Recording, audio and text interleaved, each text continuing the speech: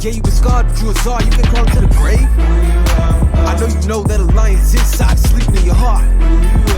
Step back and remember who you are. What up, Pride? It's your boy Amari, back again with another explained video on the concepts and lyrics of my projects. This is for Amari Vol. 2. I did one of these for Amari Vol. 1 as well. So if you haven't seen that, go check it out. It's very long, but it's fun. Hopefully it gives you guys a new perspective on the projects, explains a lot of references and things of that nature. Just like with the last video, I wrote up like a whole script that I will be reading. That way I don't forget anything that I wanted to say, because if I just got on here and started talking, I absolutely would forget some things. So you will see me like looking at the screen. I will have it pulled up on my computer so I don't have to be looking at my phone the entire time when I am explaining it for you guys. But what we're gonna do is we're gonna start with like general album information, and then we'll go song by song. And at some point during the editing process, I will break this up into like a multi-part series like the last one. So I don't know which songs will be grouped together until afterwards, but I think it'll be like general, the first song, then the next couple songs, and so on and so forth. So this is part one. Thank you so much for clicking on the explained videos. Thank you so much for listening to the project, assuming you have listened to the project when you're seeing these. Hopefully you liked it. Without further ado, let's get into it. Oh, and if it wasn't clear, this is going to be very long. I'm gonna try to keep this. No, it's gonna be long. So just pause when you need to pause, take your breaks, whatever, get your drink. I got my drink and some stuff, so let's get into it. Okay, general info. The themes behind the concept of Volume 1 were by nature multifaceted, but Volume 2 is much more narratively cohesive in its concept. The songs are all thematically connected via being related to lions, my favorite animal, and the iconography of my stage name, hence the title of the project. I didn't just want to make a bunch of songs titled King of the Jungle or 9 Lives or something corny like that, so instead, I leaned heavily into pulling inspiration from a specific lion-themed movie I loved a lot as a kid, The Lion King. And I'm not going to be saying the movie's name anymore in these videos for legal reasons, but keep that in mind, and I'll also be talking about characters and scenes and stuff. So this film series is not only what caused me to originally fall in love with lions, but also one of the reasons modern people still associate lions with royalty, which is a theme that was touched on several times in Volume 1, given the meaning of my name. The motif of this movie franchise was also foreshadowed in Volume 1 via me comparing myself to Simba in Red Moon, which is a song that I will be referencing a lot during these concept lyric videos, so keep that in mind. And that is further expanded upon here, and might possibly be referenced in later works as well, so stick around to find out. It will. That's heavy foreshadowing, okay? So stick around for future volumes. In essence, I approached this EP as if I was commissioned to make an OST, or original soundtrack, for the first movie in the series, which actually turns 30 years old, a month after the release of this project. But again, this project is not connected to the movie released by the Mouse Mafia in any way, and also not meant to infringe on their rights, so don't nuke me, please. I came up with this project's concept years ago, and from then until actually making the songs, I had not actually watched the movies. So during the process of writing these songs, it was a few years since I had seen them. I did this because I didn't want my songs to just be one-for-one copies of the songs in the original movie. Those are great for sure, but I wanted my songs to be their own unique thing, so I just wrote based on my memories of the characters and what I thought would generally fit their vibe. Since I have actually finished the project now, I've gone back and rewatched the movies, and in my opinion, I think I was able to capture the spirit of the characters and or scenes without just blatantly ripping them off musically, because that would have been lame. This project originally included multi-part titles reminiscent of pop punk bands in the 90s and 2000s, because I thought having longer titles gave the songs the vibe of acts of a script. However, I ended up axing that idea because the titles being so long made them harder to remember, but I am telling you all of this because I liked the original titles so much that I wanted to share them with you all now, especially because the titles also help you guys understand kind of where I was at mentally when I was creating the songs. So, okay, the first one is Scar's Psalm, Long Live the King. The second one is T and P's MP3, so like Timon and Pumbaa, T and P's MP3, No Worries. Simba's Song, Remember Who You Are.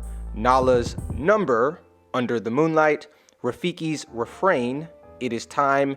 And Mufasa's Music, everything the light touches. All of these were obviously titled in a way that included the characters they're inspired by and some form of synonym for music that rhymes with the character's name. Not really rhymes, but it's alliteration. There's no real significance there. I just thought it was cool to use alliteration in the song titles, and I'm telling you guys, the original song, that's not true. There is some significance there for some of them, but some of the other ones, it was kind of like, okay, I've done this for some of them, now we just have to complete the set. So some of them is just like, okay, this is cool alliteration, and then some of them like directly relate to like the meanings of the songs, but we'll get into that when we get to those songs. I just thought it was cool to use alliteration in song titles, and I'm telling you guys the original song titles in hopes that it helps you guys more easily pick up on the concept of the songs without having to sit through this super long video explaining what exactly everything was about. You should sit through it anyway because I mean you've already started it, so like might as well complete it, but also because there's a lot of references and conceptual nods and themes and stuff in this project that like I'm sure no sane person is going to pick up on without me telling them, because I just write in a crazy way. If you've seen the explained video for volume 1, you should get what I'm saying. It's like I'll be having like triple and quadruple entendres and stuff. It's crazy, but that's what this video is for. So let's continue. Just like the titles were meant to reference a narrative, the production is as well, which is why all of the songs have beats that start relatively basic and then build and develop over time, taking the listener on an ever-increasingly complex journey in the same way that a character arc or story arc does.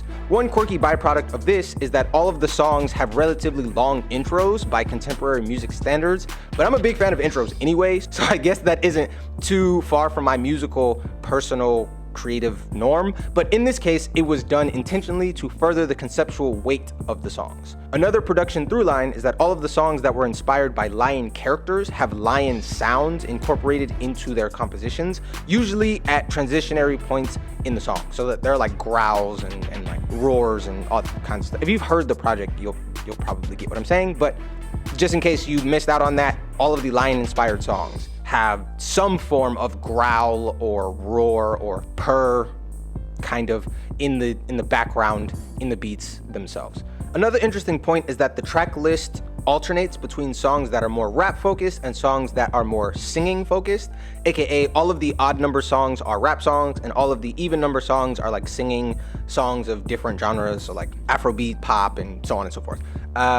I opted for laying out the tracks this way instead of laying out the songs in the order in which their inspirational scenes happened in the movie, which was my first idea, because I liked the way that the project sonically developed with this particular order instead of following like the actual story arc of the movie. You can rearrange the songs like mentally if you've seen the movie or seen the play or whatever. You could rearrange them and like listen to them that way as well and see what I'm saying. But I just liked this order better, and then like one of the funny byproducts of that was that like it kind of alternates between vocal styles. Now onto the lyrics. I will do my best to break down the lyrics in a way that is clear for everyone watching. If it seems like I'm explaining something that's obvious, keep in mind that 75% of my listeners are from countries where English is not their first language. So it's possible that I may be making a reference or using a phrase or idiom that seems obvious to you, but may not be common where they are from. However, I still want them to understand as well, which is why I'm explaining it at all. With that being said, I will approach these videos like the Volume 1 explained videos, meaning that I won't explain every single thing about each song because I want to leave Easter eggs for those who are interested in that kind of thing. And also, if I explained every single detail, concept, theme, and reference in each song, we'd be here for 4 hours or maybe longer. Before we go to the first song, I do want to say I'm going to explain most of what's in this project over the course of these videos, but I am leaving like Easter eggs, especially for like future projects and future songs and things of that nature.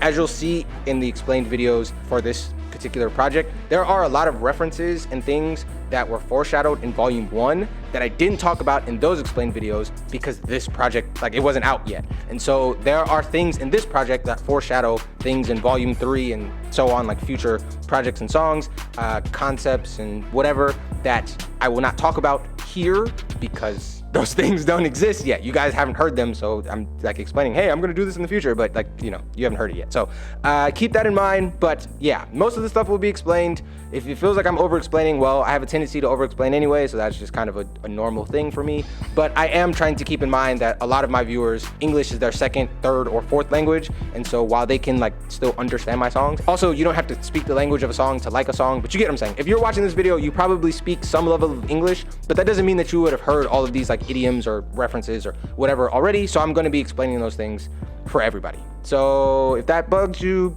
sorry. Okay, first song, Long Live the King. This is going to be effing long. I'm just putting that out there right now. There's so much in this, like there's a ton of lyrics, a ton of references.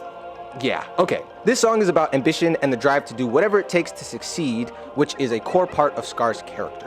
In fact, Long Live the King are the last words Scar says to Mufasa before he kills him, and this song is in essence a petty victory lap, just like that was. For the working title, I chose Scar's psalm as the alliteration pair because psalm means a hymn or poem used in worship, and Scar's dramatic ass would definitely see the act of worshiping himself as poetic, so it just fit. This song is diametrically opposed to Mufasa's song in basically every way, even down to the track listing position. Scar's song is the first song, Mufasa's song is the last song, as they were made to highlight the fact that the characters they're inspired by are brothers but are polar opposites personality-wise. Mufasa's song is more consistent with a general happy and warm vibe and has a lot of intertwining parts to it, whereas Scar's song is dark, aggressive, ambitious, and a bit edgy, given that I wanted the songs to represent the respective personalities of the characters. In fact, this concept even extends to the keys of the song, where Mufasa's song is in F major and Scar's song is in F minor,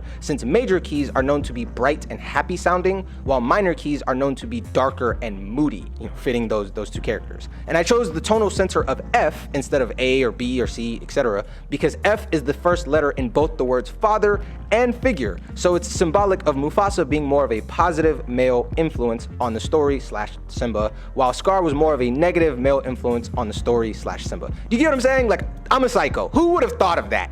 Me. But yeah, that's why you should watch the explained videos, because you could have listened to this song 1,000 times and would have never thought, oh, he picked these keys because of the male influence. Yeah, but I did, because I'm weird like that. So next part. Okay, the first part of the intro includes a chorus of singers and is inspired in part by the intro to Set Me Free Part 2 by Jimin of BTS, because I absolutely love that song and felt the general vibe of that part of the production would fit a villain's song well. Speaking of the vibe of the production, while the song is thematically about royalty, the music is not royal sounding, at least not to me. Other people have told me that they think it sounds royal, but I wasn't intending it to sound royal, which is intentional because Scar is not the rightful king. Although Matt Pat from Film Theory makes a very compelling argument otherwise, but canonically, he's not meant to be king. Simba is the rightful king, and that is why his song has the more traditionally royal sounding music with heavy brass embedded in it.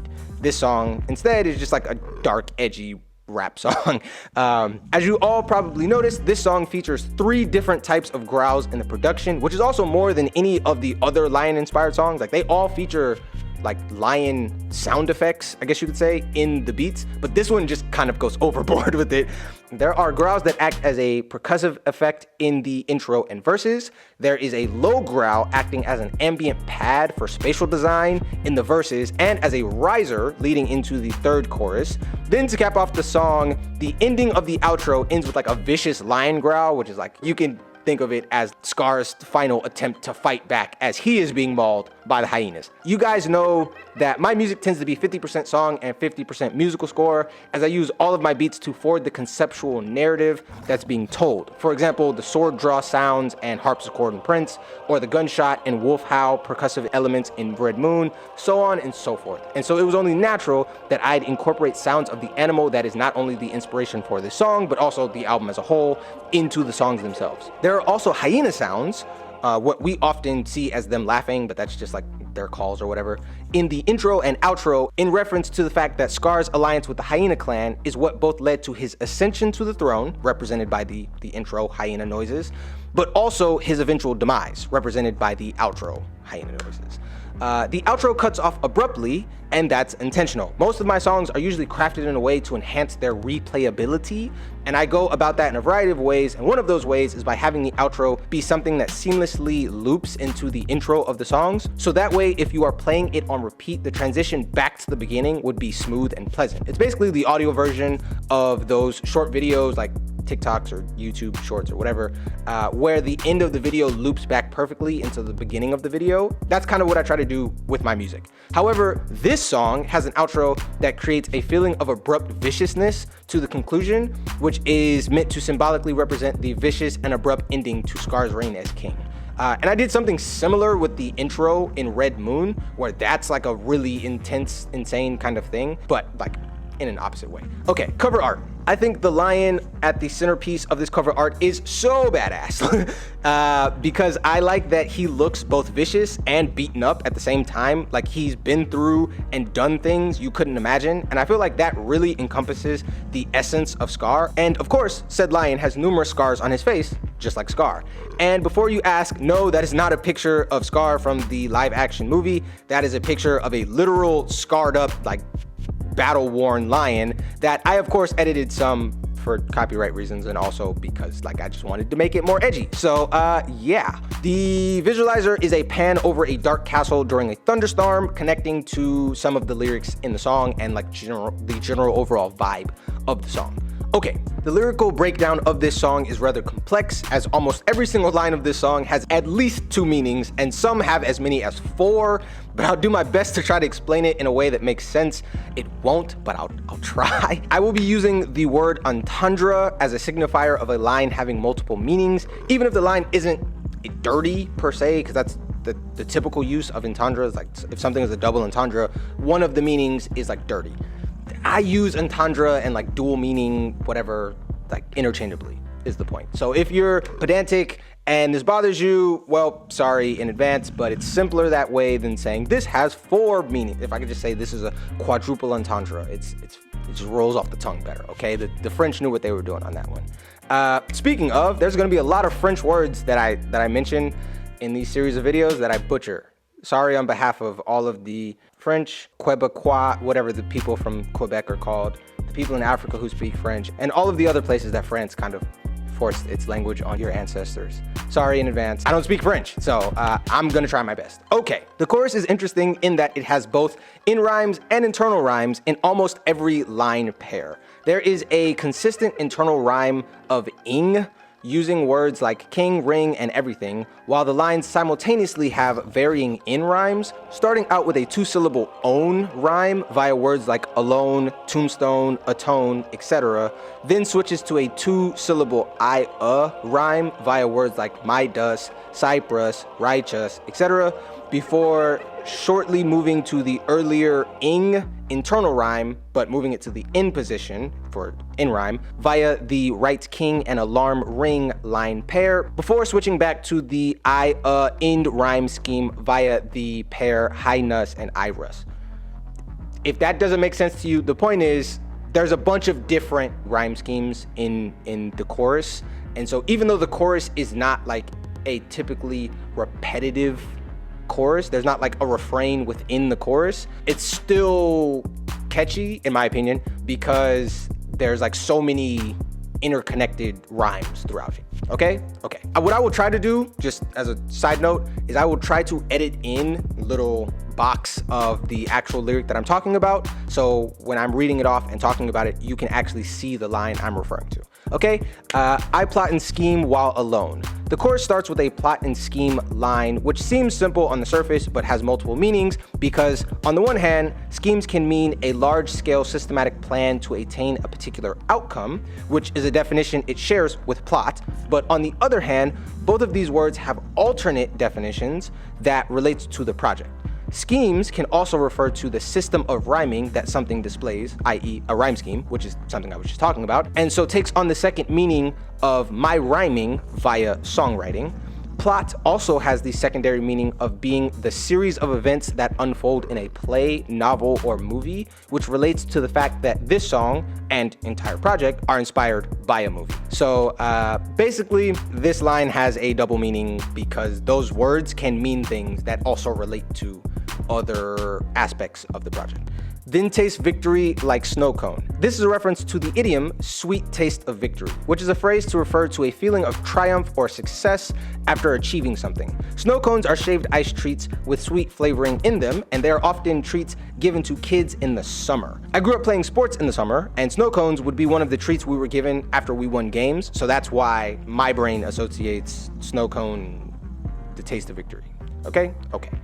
And also because they're sweet. So sweet taste of victory, sweet snow cones, so on and so forth. Long live the king has a ring like new phone. This is wordplay connecting the phrase of something having a ring to it to phones ringing, which ring when you call them. This line is the first of 4 lines in the chorus where I use the word ring, but each line uses a different meaning of the word ring. The first one, which is used here, is the idiom of has a ring to it, which just means that something sounds pleasant. So with this line, I'm just saying that the phrase long live a king and this song, Long Live a King, sounds good. The second is kiss the ring, which is using ring in its jewelry form, aka the noun of a circular band that you wear on your finger.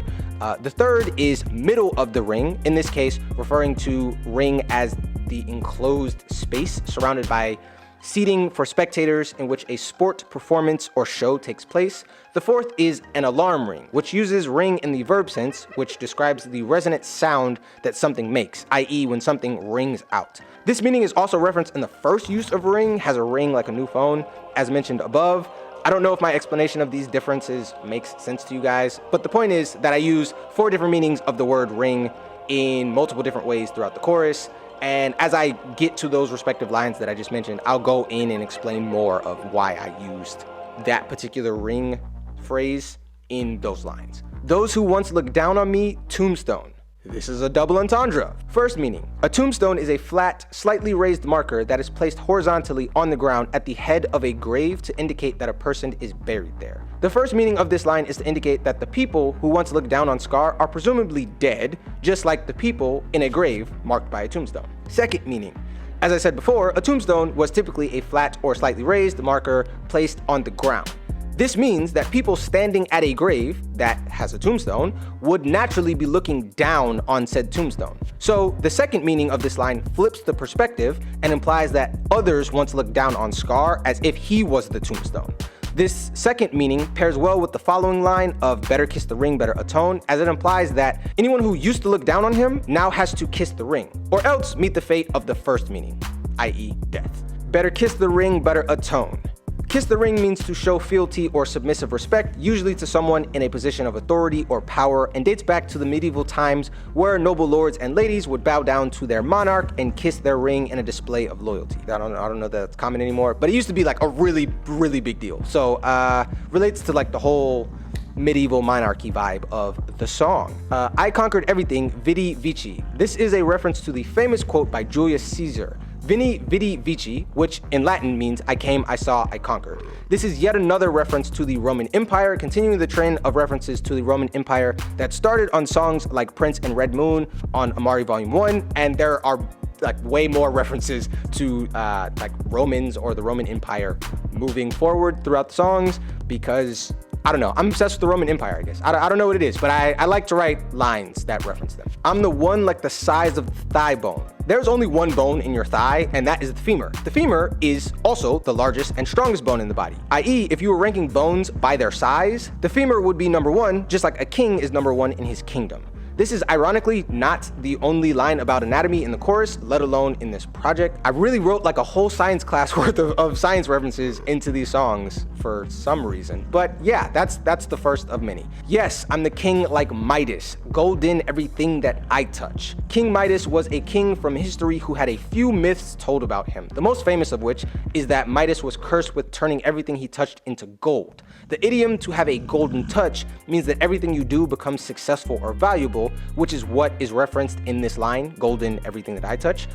This is the first of quite a few different references to mythology in this song, but essentially I'm tying the Midas and golden thing together to be like, hey, I'm a king and everything I'm touching is turning golden. My location, middle of the ring, Crete, Cyprus. This is gonna be kind of a long explanation, but stick with me here.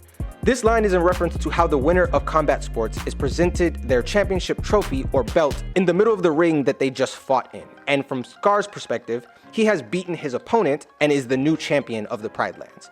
The last part references the islands of Crete and Cyprus, which are in the middle of the Mediterranean Sea, which itself is in the middle of a lot of other things, since it is a body of water that is surrounded by multiple continents. So symbolically, Crete and Cyprus stand in the middle of the Mediterranean, which acts as the ring that is surrounded by other countries and continents, like a ring is surrounded by seats and spectators.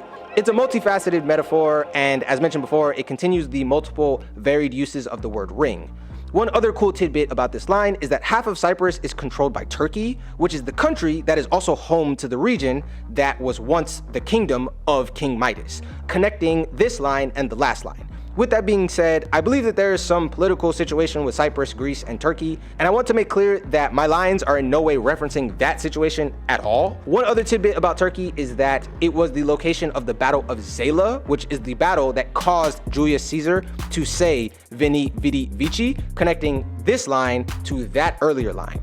Lastly, this line connects in a subtle way to another line that comes later, but I'll explain that when we get there. So pious, don't act righteous. I was always the right king, y'all was just asleep, so call this an alarm ring. This is yet another line using the word ring, but again, in a different way, this time as a reference to the alarm noise from a phone meant to wake someone up or grab their attention. The intent here is that others may have ignored Scar's ambition, or my own, or thoughts that he should be the king, but now they are forced to face the reality of what comes with that being his ambition. And from Scar's perspective, it should have never even come to that, as everyone else should have just known that he was fit to lead instead of acting like they were better than him, but they didn't, and so he had to wake them up. I will do anything that it takes to be your highness, you can see it in my iris. The chorus ends off with a triple entendre. The first meaning: the iris is a part of the eye. In fact, it's the part of the eye that has the color. So if you have blue eyes, you actually have blue irises. If you have brown eyes, you actually have brown irises, so on and so forth. The general idea here is that you can see that Scar is a villain who's willing to do whatever it takes to get ahead just by looking in his eyes, which even come equipped with the prototypical villainous facial scar. You know, like in all kids' movies, or not all of them, but in a lot of them, the villains have scars on their faces. Second meaning: in Greek mythology, Iris was a messenger from the Greek gods, specifically Queen Hera. She mostly worked with Queen Hera, but she was a messenger for the Greek gods, similar to Hermes. The second meaning, therefore, means that from this message I'm delivering to you, like Iris delivered messages for the gods, you can see I'll do anything that it takes to be your highness. Third meaning: Iris is also the name of a species of purple flowers, which is relevant because purple is the color often associated with royalty, and it's also sometimes associated with villains, which are both the entire point of this song. The idea of purple was a core part of this song for me, as I did my best to make a purple sounding song, which contrasts the orange cover art. The reason I didn't make the cover art purple is because like a purple lion just like seemed really weird in my brain. But just know that for me, this song feels purple. Lastly, irises being a flower connects back to the Midas line, as one of the other things one of the other myths or stories that King Midas was known for, other than his golden touch, was his immaculate flower gardens. Verse 1. Gather round, listen here, cubs. I'm on a roll, took this kingdom, didn't need luck. Basically, all of this was intentional. Scar didn't become king by accident. It was a series of well-played moves that led to his ascension. Been on high with my feet up. When something comes from on high, it's coming from a place of authority. This line just means that Scar spent his tenure as king kicked back and lying around. This also relates to the fact that during his time as king, he was literally high up due to Pride Rock being taller than the surrounding landscape. So he was literally on high with his feet up. My machinations hit like lightning, don't get struck. All of his schemes can be deadly to those affected by them, just like a lightning strike. Furthermore, one of the scenes from the OG movie that stuck with me the most as a kid was all of the lightning that was going off in the background as Scar fought Simba towards the end of the movie. This line relates to a couple lines in the second verse about Thor, the Norse god of war, who created and wielded lightning in battle, but more on that later. It also kind of relates to like the actual visualizer with all the lightning and stuff going on in the background, but yeah. Point is, multiple references to lightning in the song. Long fall, watch your step, pal. Don't want to end up like the one who's in the clouds now. This is a direct reference to the scene I just mentioned where Simba and Scar fight, but specifically the beginning part where Scar has Simba dangling off of Pride Rock like he had Mufasa dangling off that cliff, who ended up becoming one with the clouds. That's a kind of like a big part of the movie. And again, the scene in which Scar kills Mufasa is actually the scene where he says "Long live the king," which is the title of the song. So I wanted to make like multiple references to that, but essentially this line is basically saying like, hey, I'm gonna kill you like I killed your dad if you fall off this cliff here. And yeah, because Scar was being petty the second time, that's actually why Simba didn't fall off the cliff. But you know, live and you learn. When you're a villain, you gotta kind of monologue. Next line. This is important because I knew people were going to like ask me about this, and they did. So if you don't want to learn to bow, I'm Heron. We'll take a ferry down that dark canal. Heron is the ferryman of the dead who ferries souls to the underworld of Hades in Greek mythology. We're on like mythology reference like 5 already, and we're barely in verse 1. His name is often pronounced Charon in English-speaking countries, but 1, Charon sounds like the lady who asked to speak to your manager, i.e. more annoying than actually threatening. And 2, the Greek pronunciation has a silent K sound, so even though in English we spell it with a C or K depending on what country you're from, we're supposed to pronounce it as Heron, like without the C or K, which is why I say it that way. This line is stating that you can either fall in line and bow down, or you can be ushered to your death like the souls that Heron ferries down the canal to Hades. Pretty dark. Heron is also a character in another Disney movie, Hercules, which coincidentally enough has a cameo of Scar as an Easter egg in that film, and is referenced again later in a line in verse 2. Where the light falls is my land. This is a play on the concept of everything the light touches is our kingdom, the poetic way that Mufasa described the kingdom to Simba. Well, that kingdom of light is now in the hands of someone else, Scar. Like Mufasa said, the time of kings rises and falls like the sunset, and well, his fell and Scar's rose, and so that's the whole point of this song. While I lay back and get fan, hyenas in the field, furthering my master plan. Scar was always a massive delegator, the orchestrator of the plan for sure, but not really one to get his hands dirty himself. He was much more likely to sit back relaxing, with his feet up on high, while henchmen, or better yet, hyena men, hench hyena, whatever you want to call it, handle grunt work. Specifically, the imagery of someone giving decrees while they get fanned by others just seemed exactly the vibe of King Scar. This hyena's reference also connects to the hyena laugh that happens in the intro and outro, as I mentioned before, which are of course a reference to the clan of hyenas that Scar commanded to help him overthrow Mufasa and rule the Pride Lands. This is also the first line of 3 to make reference to wind/air, which we'll get more into that in a second. At your neck like a lion's mane. This is a reference to the idiom protect your neck, which means keep your head down and be careful, because the neck is an inherently vulnerable place, so guarding your neck leaves you less vulnerable. What I'm saying here is it's too late to try to protect your weak spot, your neck, because I'm already on top of it. I connect this to a lion's mane, which covers their head, neck, and in some subspecies, even their shoulders and underbelly. Lion manes serve 2 purposes. 1, manes literally help protect a lion's neck during battles with rivals over rights to territory and lion pride, hence I reference it here. And 2, they display a lion's testosterone, which entices lionesses and intimidates foes. Fun fact, the darker a lion's mane, the more testosterone the lion has. And so in reality, given Scar's dark mane, he should have been much bigger and stronger than Mufasa, who had a light mane. But I get that it's a kid's movie, and so they were just like trying to signal that he was evil by making it dark. There's a whole lot of like darkness equals evil stuff in kids movies, so it is what it is. But in reality, if you see a lion with a dark mane, that's a bad mofo, okay? So next line. This part of the verse is like really fast, so a lot of people have no idea what I'm saying like towards the end of this verse. So I'll try to read this off slower. A hurricane, my winds shifting, bringing brand new rain. If you look at the lyrics of this song, you'll see that rain here is spelled R-E-I-G-N instead of R-A-I-N. This line takes advantage of the homophone of rain, the water that falls from the sky during weather events, like a hurricane, and reign, the period during which a royal monarch rules.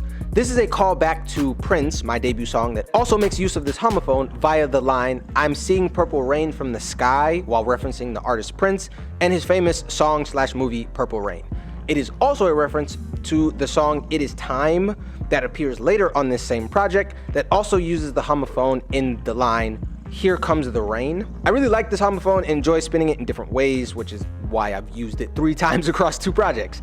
This line also incorporates the idiom "winds shifting," which means that times are changing, but in this case, Scar is the source of those shifting winds via being a hurricane, which brings strong winds, rain, and destruction.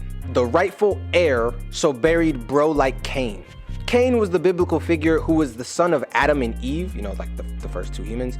He is most known for killing his brother Abel, and in turn is referred to as the first murderer. In Abrahamic religions, there are several interpretations of why Cain killed Abel that range from jealousy over Abel being favored by God, to jealousy over a woman, go figure, to a disagreement over inheritance and property. The first interpretation, which was like the jealousy over being favored, relates to Scar's desire to kill Mufasa because he was more beloved by the animals in the Pride Land, their dad. Basically everybody loved Mufasa more, except Scar and like a few other lions who get introduced like in Lion King 2. And the last interpretation, which was the disagreement over inheritance and property, connects Cain to Scar because he also murdered his brother for his birthright, the throne and territory. This line also makes use of the homophone of air, the invisible gaseous substance that accounts for the breeze on Earth, and heir, which H-E-I-R, the legal entitled successor of something, connecting this line to the previous line, which talks about weather phenomena, including winds, as well as the line before that talk about being fanned. So all 3 of which mention air and wind. So like being fanned, shifting winds, air, got it? Okay. When I bare my fangs, things get slain like roar. There's like a roar sound effect. This is the first of 3 lines in this song that are completed via a roaring sound effect instead of an actual word. I really enjoyed these lines because they have so much conceptual weight to them and they really up the energy of the song. This line in particular is great because it continues the line imagery of the song and project via referencing fangs and then the roar, while also including a multiple part internal rhyme via fangs, thangs, and slang. This is also a double entendre, the first meaning Scar lies in wait for the perfect time to make his move, but once he finally does bare his fangs, makes his move, people start dying off like that. Like people, as soon as he decides to pounce, people just start dying. Second meaning, this is a metaphor connecting my opening my mouth and killing it rapping to a lion opening their mouth to bite down and slay their prey. Verse 2. Is this your king? Not anymore. This is a reference to the first Black Panther movie where Eric, aka Killmonger, beats the brakes off of T'Challa in a match for the throne and then screams at the people of Wakanda, not all the people of Wakanda, but like specifically like the aristocracy of Wakanda, is this your king? Basically asking, is this beaten down man supposed to lead you? And the clear answer is no, he's not, at least not anymore, because now I'm your king because I've won this battle for the throne. I wanted to make a reference to Black Panther on this project somewhere because 1, I love this movie, and 2, there are some parallels with the stories, as it's clear Black Panther was inspired, at least in part, by Lion King, but they're both basically Hamlet in Africa, so, whatever. And 3, the catalyst for the conflict in that movie that led to said battle for the throne is the murder of someone by their brother, and obviously killing brothers is Scar's whole jammy jam. So it just made sense to reference it. A nod to the Shakespearean aspects of both movies, killing your brothers being like the whole central point of the movie, and also I just really love that movie. So yeah, unpopular opinion though, Killmonger / Eric is a better villain than Scar, who by the way I think is one of the best Disney villains ever. I just really love Killmonger that much. Like that whole movie is incredible. You should go watch it if you haven't. He fell off at the bottom like an underscore. This is yet another line with multiple meanings. In this case, it has a triple meaning, which is not even like the most complex line in the song. Crazy. The first meaning, to fall off, means that something has lost their prestige and stature. Someone or something has lost their prestige and stature, which would obviously apply to a deposed king. In this case, at the bottom refers to being at the bottom of the totem pole, just like an underscore is at the bottom of text. Second meaning, this is yet another reference to Mufasa's death, where he literally falls, well, is thrown, but falls off a cliff with him landing at the bottom being the reason he's no longer king, because he dies. Third meaning, this continues the references to Black Panther that I just started a second ago, as right after Eric says, "Is this your king?" he throws T'Challa off of a cliff and takes the throne for himself. Sound familiar? Yeah, they're not the same movie, but like there's a lot of parallels between the two.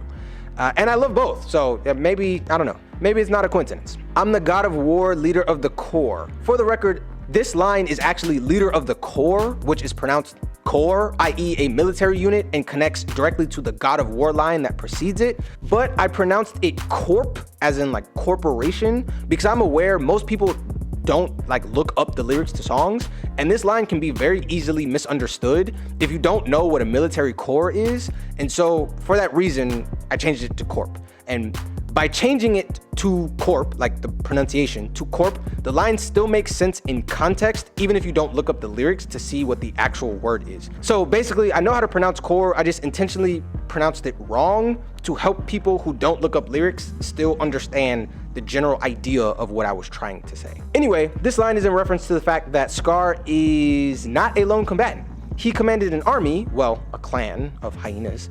This line also relates to the Thor line a few lines later in verse 2, because Thor is the Norse god of war. Sogo run to the boar. A boar is a member of the pig family, just like the warthog. This is obviously a reference to Pumbaa and how Simba runs off and meets him, Pumbaa, right after Scar's coup. I'm lethal, Hades. Hades is the Greek god of the dead and king of the underworld. He's also the main antagonist of the Disney movie Hercules, and in my opinion, the only Disney villain on the same level of interesting as Scar. This line ties into several earlier lines. One, it relates to the line in the first verse about Heron, the ferryman who ferries souls to the underworld in Greek mythology, which is ruled by Hades.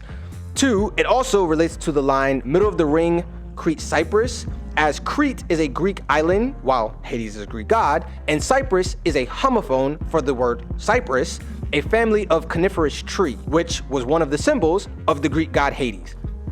That's fire. Come on now. Come on. You didn't think of that. That was cold. Anyway, I'm kidding. I'm kidding, guys. And I shock like I'm Thor. Thor is the Norse god of war, which I've now mentioned like 4 times, who is famous for wielding a magical hammer named Mjolnir, and is also the Norse god who created and wielded lightning in battle, a substance that is electrifying, or shocking. This line relates both to the earlier verse 2 line about being the god of war, as well as relating to the line in verse 1 about my machinations hitting like lightning. Thor is also one of the most famous Marvel comic heroes, the movie franchise of which is also owned by Disney. So this is yet another Disney character reference and yet another Marvel reference because, you know, Black Panther. I just took the crown and I'm not even sore. The idea here is that you'd expect a royal coup to be painstaking and dangerous, but Scar's plan was so good that he took the title of king without even breaking a sweat. Like he literally didn't have to do anything. He did stuff, but you get what I'm saying. He wasn't like out here like battling or fighting anybody or like going to war to be king. He just made a couple little chess moves and boom, your boy ended up with the crown. I know you're gonna feel this here down in your core when I tilt my head back and roar. But it's a roar sound effect, but it's roar, like the, you get it. You get it. This is another line where the line is completed via the use of a roar sound effect. In this case, taking the place of the actual word roar. Yeah, he may be bigger, but my brain hits like a rhino. This line was inspired by the fact that Scar would readily admit that Mufasa was bigger and stronger than him, but he knew that at the end of the day, he'd prevail due to his wits, or his brain. Rhinos are one of the few things that lions actually fear. Psych! That's the wrong number!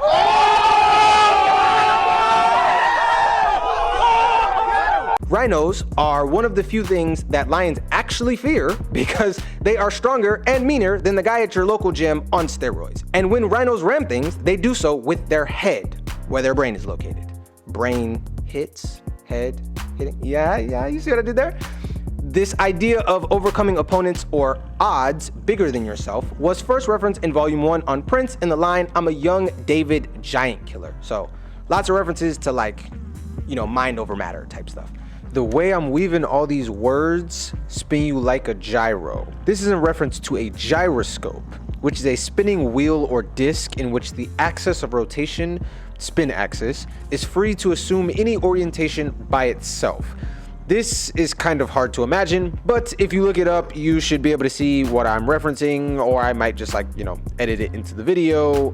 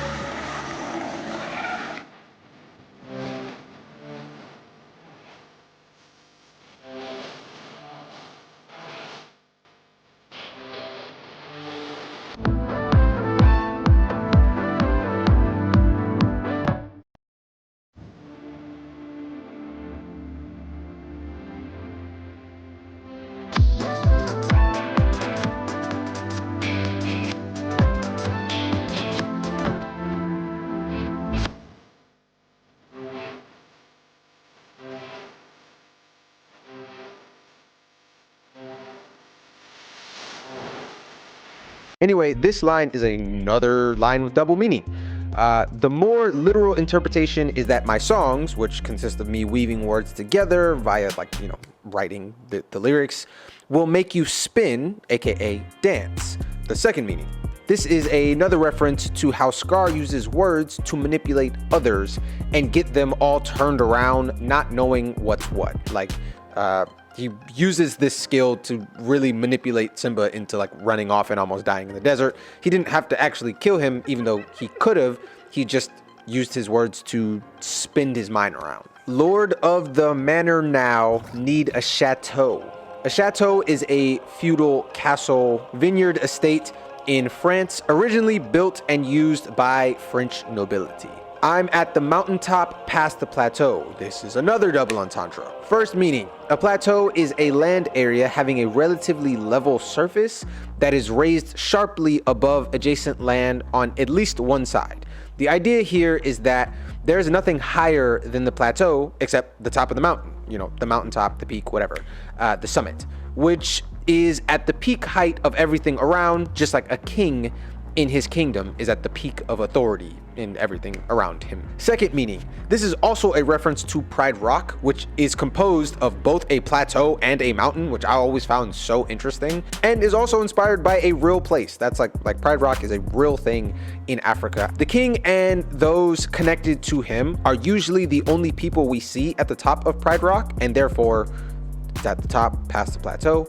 This is art, painting like I'm Vincent van Gogh. Vincent van Gogh was a Dutch painter who, since his death, has become one of the most famous artists of all time. Hence, this is art, music is art, painting is art, you get it. Unfortunately, he didn't get the appreciation he deserved in his lifetime, and I feel like Scar would have related to Vincent in that way, and would definitely see himself as capable of worldwide acclaim, even if those around him can't yet appreciate his genius. Like, Van Gogh wasn't appreciated in his immediate circle at the time, since he didn't get famous until after he died. I almost wrote this line about Pablo Picasso, world-renowned Spanish painter and real-life supervillain, but no, like, genuinely, he was a terrible person. But I like the symbolism behind the Van Gogh line better, and I also like Vincent's paintings more. Like, that's just like a personal preference thing. Even if Pablo is generally more lauded and his most expensive paintings are sold for more than Van Gogh's most expensive paintings are, but me personally, the person creating the song, I like Van Gogh's, like, style a lot more. Although I'm aware Pablo Picasso has like 40 different styles, I like Van Gogh's style more than all of them. It's my point. This line is not the first time I've referenced a famous painter, as I have lines referencing Leonardo da Vinci, who honestly was more of an inventor than a painter anyway, but he is still a famous painter in songs on Volume 1 and on Volume 2. More on that later. Apropos, watch me shift and hit this turbo. Apropos means with reference to or by the way, and the second half of this line comprises references to car racing, indicating that I'm about to put things into full gear, go full throttle. I'm just using more idioms related to cars. Hopefully you know what any of those mean. I don't know how to explain it in a way that doesn't use a car idiom, but about to go full gear to win the race via the final lines of the verse. From the embryo, had the ever glow, after overthrow, aura indigo from head to toe, but this line is a roar at the end instead of toe. This line is yet another line that ends with a roar sound effect instead of a word, this time as a stand-in for the word toe. I've said so many O rhyming words leading up to this point, I feel like head to, like you guys like can fill in toe, but just in case you couldn't, I actually put it in the lyrics like in parentheses that it's supposed to be toe. The overall meaning of the line is that those who are ambitious see themselves as capable of greatness long before their plans are able to bring their potential greatness into fruition. This is yet another line about purple, a color often associated with royalty and villains, but this one is more blatant in that it like literally says indigo in it, and it talks about an aura indigo, which is like a royal essence about you, a royal presence, and it's more blatant than the iris line, which was like a triple entendre in the chorus. Okay, a triple or quadruple, I don't know. There's a bunch of meaning. I think it's a triple entendre. Triple entendre in the chorus. Okay, outro. Now sing something with a little bounce in it. This is a reference, this is an actual quote, to the scene where Zazu sings. By the way, no Zazu songs on the project. I wasn't exactly sure how to make a song about him, but I do like Zazu as a character. I just wasn't really sure how to turn him into a song. Where Zazu sings for Scar after he takes over the Pride lands. Because Zazu was a prisoner, the song he was singing was dark, and Scar is telling him to be more cheerful. And so he literally says, sing something with a little more bounce in it. This line works perfectly as the outro to this song, as it's a bit dark, but is followed on the project by No Worries, a bouncy song where I sing about not stressing and worrying, and even have lines about regaining your light. So it's that song kind of perfectly encapsulates what Scar was telling Zazu in the moment, as far as like sing a song with that vibe. Okay, so that's all of that is Long Live the King. All right, I will probably end this video here and go into part 2 in another video. So thank you so much for watching this. Hopefully you watched the other parts, including the other songs, and I hope seeing all of you guys at those parts. Sit back, don't stress, don't stress. Life is too short for you to drown inside that mess. Stumble all the line, so decompress. Get your skin back, you got no worries. You wanna